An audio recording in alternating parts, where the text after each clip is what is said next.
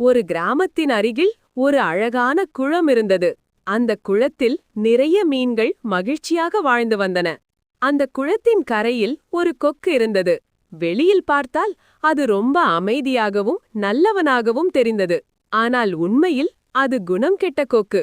ஒரு நாள் கொக்கு மீன்களிடம், இந்த குளம் விரைவில் உலர்ந்து போகும், நான் உங்களை பாதுகாப்பான பெரிய ஏரிக்கு கொண்டு போகிறேன் என்று பொய் சொன்னது. மீன்கள் நம்பின. ஒரு மீனை தன் முதுகில் ஏற்றிக் கொண்டு போவதாக நடித்தது. ஆனால் உண்மையில் அவற்றை வேறு இடத்தில் கொண்டு போய் சாப்பிட்டு விட்டது.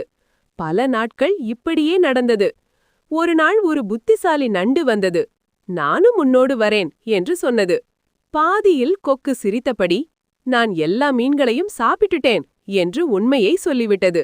அந்த நண்டு உடனே கொக்கின் கழுத்தை இறுக்க பிடித்து, பொய் பேசுற குணம் கெட்டவங்களுக்கு இதுதான் தண்டனை என்று சொன்னது.